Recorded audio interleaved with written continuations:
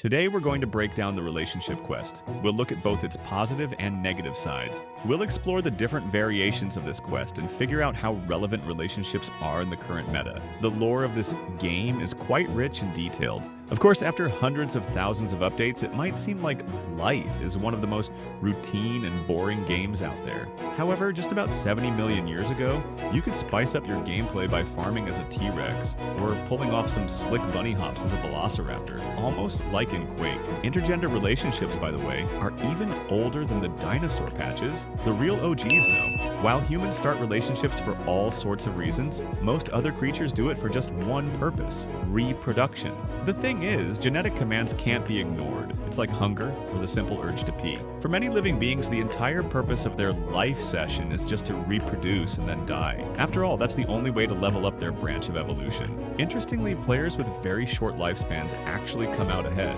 Thanks to their fast evolutionary branch, their adaptation to the environment is much stronger compared to other species. Other animals, due to their lower intelligence, don't bother much with relationships. They don't need many reasons for mating, but humans, having passed through the long timeline of culture, don't see it that way. Just jumping straight into cheeky bomboni without any foreplay is considered dumb and uncultured. And that's how sexual minigames with the code name relationships were invented. And relationships can be classic, unconventional, or downright awesome. Nice. Let's take a look at the most classic scenario. When players hit level 13, 14, or 15, they start noticing an increased interest in the opposite sex. At such a low level, players usually don't expect much from relationships due to their lack of experience.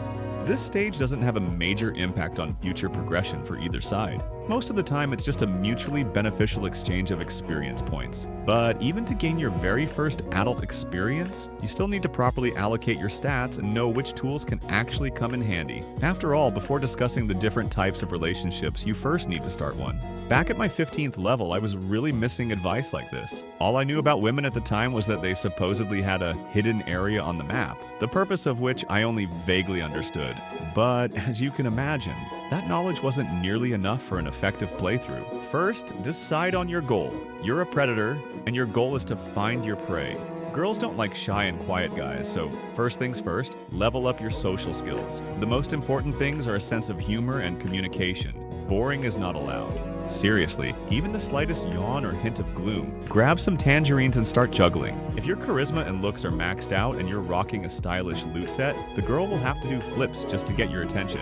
But don't flatter yourself. Confidence is your friend. Arrogance is your enemy. If your stats are average and your face is somewhere between Brad Pitt and a Warcraft orc, know this: you'll need some extra buffs. The main buff? Cleanliness. Not just your armpits, but your jacket, pants, and socks need to be clean. Why you washed your underwear, though, that's just arrogance. Remember, two things should shine: your smile and your shoes. Teeth can be brushed, but shoes are trickier. You either have to steal them or craft them.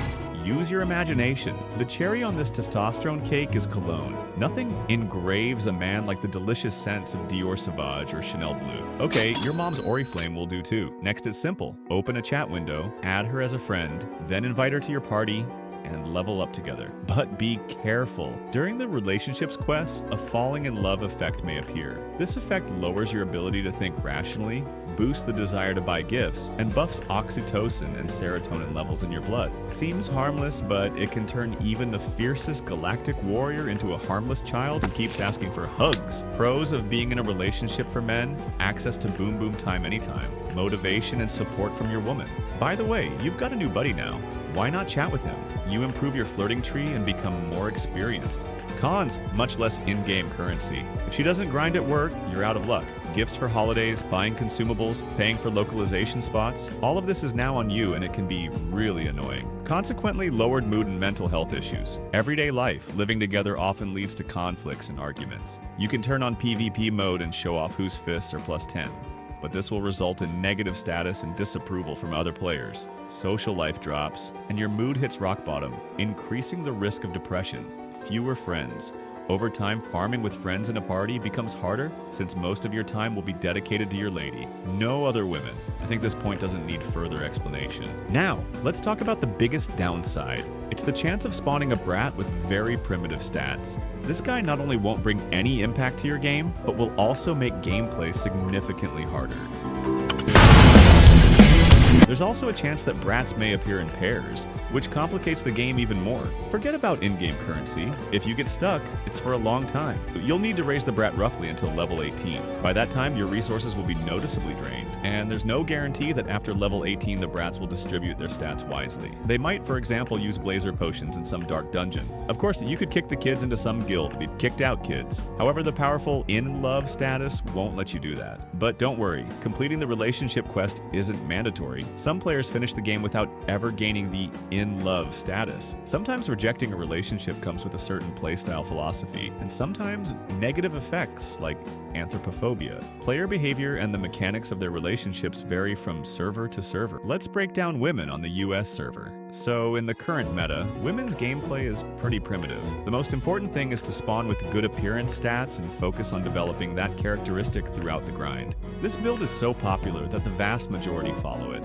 Later, this leveling allows you to win over a hardworking guy, and once he's done, chill on his neck. If you're unlucky with appearance, you'll have to grind in some bar to earn at least some coin. When the level is not yet high, approximately 14 to 20, girls might start a relationship just with a handsome guy to flex in front of their friends, as if he were some rare artifact. At this level range, they aren't too demanding of guys, but everything changes drastically as levels rise. While leveling XP, a woman realizes you can't ride a Tesla with just a pretty boy. Priorities shift from attractiveness to wealth. The higher the level, the more extreme the demands. Relationships aren't only about money or food. Other types also revolve around material gains. In the human race, this trait is taken to the extreme. Benefits may include not only dollars, but also career, social status, or specific services. It's important to understand that all of this usually applies to the sugar baby build, but indirectly it may also be true for other, less popular female builds. Guys should sometimes invest points in insight, or at least avoid giving the in-love status and put a naivety debuff on themselves. If you're a proud and strong berserk who fights through the thorns to reach the stars, you need good support, not ballast. Therefore, you should choose a partner not so much by appearance, but by morality and intelligence stats. But if you have no problems with in-game currency and are ready for responsibility, you can safely choose the sugar baby build. They are capable of love too, just not for you. Although I guess you don't mind. What are the alternatives? We've looked at the classic type of relationship. There's also a non-standard one. Pros: income doubles. With a 95% chance, both of you will work and bring in money, which is already good for the household budget. A true friend. You can always grab a beer and discuss the newest Tesla model. Leveling together is much more productive. PvP is allowed, and there's no risk of brat spawning, which cancels out most cons. Cons: you can't start this kind of relationship if you weren't born with the right mindset. Just falling in love with guys being a guy is impossible. Tested and proven. Judgment from other players, easily fixed by changing servers. This option looks great only in movies. In real life, the picture often doesn't match the cinematic version, so to avoid damage from the feminist class, we'll skip this one. Previously, relationships, or rather their product, were the main quest. In the current meta of progress and spiritual wealth, you can safely skip them. Now, they're more of a side quest than the main one.